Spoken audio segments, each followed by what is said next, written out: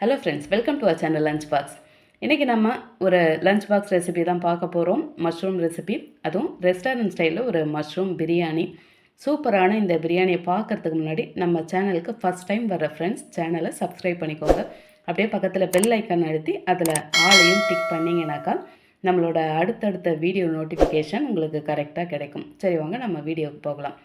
இந்த பிரியாணி பண்ணுறதுக்கு ஃபஸ்ட்டு அரிசி ஊற வச்சுருவோம். ஒரு பவுலில் 3 கப்பு பாஸ்மதி அரிசி நான் சேர்க்குறேன். அதாவது 3 கப்பு ஃபுல்லாக எடுத்துக்கணும். இப்போ இதை ஒரு 2-3 முறை கழுவிட்டு அரை மணி நேரம் ஊற வச்சுக்கலாம். அரிசி ஊறின பிறகு குக்கரை சூடு பண்ணிவிட்டு அதில் 1 கப்பு ரீஃபண்ட் ஆயில் நான் சேர்க்குறேன். கடலை எண்ணெய் சேர்த்தாலும் நல்லாவே இருக்கும். எண்ணெய் சூடான பிறகு 2 மராட்டி முக்கு, ஒரு அன்னாசி பூ, 5 கிராம்பு, 4 ஏலக்காய், 2 துண்டு பட்டை, 2 பிரியாணி இலையை 2 கிள்ளி போட்டு சேர்த்து இப்போ எல்லாத்தையும் நல்லா பொரிய வச்சுக்கலாம். ஸ்பைசஸ் அவ்வளோ பிடிக்காதவங்க இதில் 1-2 கூட ஸ்கிப் பண்ணிக்கலாம். இப்போ எல்லாம் பொரிஞ்ச பிறகு 200 கிராம் வெங்காயம் நீல வாக்கில் மெலிசாக கட் பண்ணி சேர்த்து கூடவே 4 பச்சை மிளகாயும் சேர்த்து நல்லா சாஃப்டாக வதக்கி விட்டுக்கலாம். வெங்காயம் வதங்கின பிறகு 3 டேபிள் ஸ்பூன் பூண்டு பேஸ்ட்டு, ஃப்ரெஷ்ஷாக அரைச்ச பூண்டு பேஸ்ட்டு சேர்த்து ஒரு 2 நிமிஷம் பச்சை வாசனை போக அப்படியே வதக்கி விட்டுருவோம். இப்போ பூண்டு நல்லா வதங்கின பிறகு 3 டேபிள் ஸ்பூன் இஞ்சி பேஸ்ட், அதுவும் ஃப்ரெஷ்ஷாக அரைச்சதாக இருக்கட்டும். அதையும் ஒரு 2 நிமிஷத்துக்கு வதக்கி விட்டுக்கலாம். எந்த பிரியாணி பண்ணாலும் இந்த இஞ்சி பூண்டை ஃப்ரெஷ்ஷாக அரைச்சி சேர்த்திங்கனாக்கா அதனோட வாசனையும் டேஸ்ட்டும் ரொம்ப சூப்பராக இருக்கும். இப்போ இஞ்சி பூண்டு நல்லா வதங்கியாச்சு. 2 கைப்பிடி புதினா, 1 கைப்பிடி கொத்தமல்லி நல்ல பொடியாக கட் பண்ணி சேர்த்து நல்லா சுருளவே வதக்கி விட்டுக்கலாம். ஒரு முறை வதக்கி எடுக்கும்போது அந்த அடி பிடிக்காமல் அதையும் சுரண்டி எடுத்து வதக்கிக்கோங்க. இப்போ இதில் 200 கிராம் தக்காளி நீல வாக்கில் மெலிசாக கட் பண்ணி சேர்த்து அதையும் நல்லா குழையாக வதக்கி விட்டுக்கணும். இந்த தக்காளியை அந்த மேலே இருக்க ஸ்கின்னெல்லாம் பீல் பண்ணிவிட்டு அந்த ஃப்ளஷை மட்டும் சேர்த்திங்கனாக்கா இன்னும் நல்ல தக்காளி குழஞ்சி நல்ல கலர் சூப்பராகவே இருக்கும். சீக்கிரமாகவே வதங்கிடும்.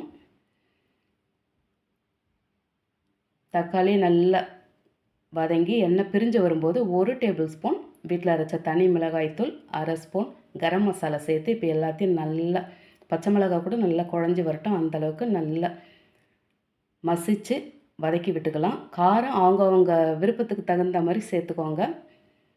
இப்போ எண்ணெய் பிரிஞ்சு வருது பாருங்கள். இதில் ஒரு மீடியம் சைஸ் கேரட்டு நீல வாக்கில் மெலிசாக கட் பண்ணி சேர்த்து 200 கிராம் மஷ்ரூம் இந்த மாதிரி கட் பண்ணி சேர்த்துக்கலாம். 1 கப்பு சோயா சங்க்ஸை 10 நிமிஷம் சுடு தண்ணியில் ஊற வச்சு அதுக்கப்புறம் பிழிஞ்சு எடுத்து இதில் சேர்த்துருவோம். இப்போ 3த்தையும் நல்லா அந்த மசாலாவோடு கலந்து பரட்டி அப்படியே வதக்கி விட்டுறணும். நல்லா இந்த மசாலாலாம் இந்த கேரட், இந்த மஷ்ரூம், இந்த சோயா சங்க்ஸில் அப்படியே இறங்கி வரணும். நல்ல ஒரு 2 நிமிஷத்துக்கு அப்படியே வதங்கி விட்டுக்கலாம். நல்லா வதங்கட்டும். இப்போ பாருங்கள், எல்லாம் நல்லா வதங்கி எண்ணெய் பிரிஞ்சு வருது. 2 டேபிள் ஸ்பூன் தயிர் சேர்த்து அதையும் ஒரு பரட்டி விட்டுக்கலாம்.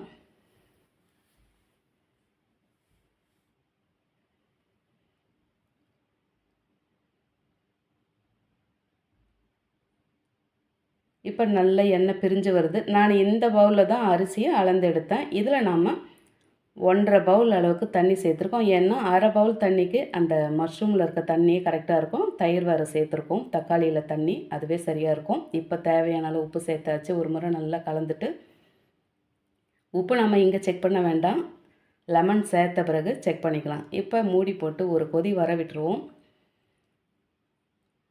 ஒரு கொதி வந்தாச்சு.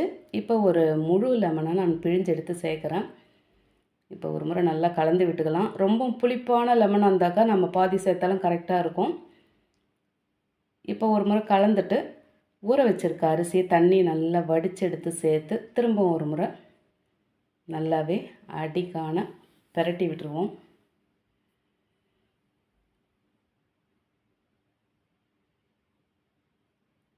இப்போ திரும்பவும் மூடி போட்டு அப்படியே அடுப்பை ஸ்லோவில் வச்சு வேக வச்சுக்கலாம். இப்போ 3/4 பதத்துக்கு நல்லா வெந்து வந்திருக்கு. மெலிசான அந்த ஜல்லிக்கரண்டியோட அந்த காம்பு பகுதியை வச்சு நல்லா அடிக்கான கலந்து விட்டுக்கலாம். இந்த மாதிரி பண்ணும்போது அந்த மசாலா ஃபுல்லாக அந்த அடி வரைக்கும் இறங்கி ஒரு அரிசியிலையும் நல்லா அந்த மசாலா இறங்கி சூப்பராக இருக்கும். ஏன்னா சமயத்தில் அந்த பாட்டமில் இருக்க அந்த அரிசிலாம் அப்படியே ஒயிட் கலரில் இருக்கும், மசாலா சரியாக போகாமல். அதனால் இந்த மாதிரி நல்லா கலந்து விட்டுருவோம். ரொம்ப நேரம் கலந்துட்டு இருக்கக்கூடாது, அதுக்கப்புறம் குழஞ்சிரும். இப்போ மீதி இருக்க புதினா கொத்தமல்லியை சேர்த்து திரும்பவும் மூடி போட்டு அடுப்பை ஸ்லோவில் வச்சு ஒரு 5 நிமிஷத்துக்கு அப்படியே விட்டுருவோம். இதோ பாருங்கள், அவ்வளோதான் நம்மளோட ரெஸ்டாரண்ட் ஸ்டைல் மஷ்ரூம் பிரியாணி அட்டகாசமாக ரெடி ஆகிடுச்சு. நாம் சேர்த்த அந்த தண்ணியோட அளவு ரொம்ப கரெக்டாக இருந்திருக்கு. இதை பாருங்கள், அரிசி குழையவும் இல்லை, ரொம்பவும் ட்ரையாக இல்லை, கரெக்டாக வெந்திருக்கு, ரொம்ப பதமாக. ரொம்ப சூடாக இருக்கும்போது நம்ம திருப்பி போட்டோன்னாக்கா பாஸ்மதி அரிசியாக இருந்தாலும் குழஞ்சி போயிடும். அதனால் ரொம்ப ஸ்லோவாக தான் திருப்பி போடுறேன். நல்லா பாருங்கள், உதிர் உதிராக சேமியா மாதிரி நல்ல பொல பொலன்னு எவ்வளோ நல்ல நீளமாக வெந்து வந்திருக்கு பாருங்கள். சேமியா மாதிரியே இருக்குது.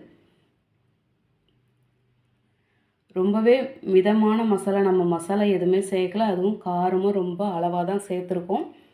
நமக்கு அந்த தக்காளி அந்த தனி மிளகாய் தூளோட கலர் மட்டும்தான்.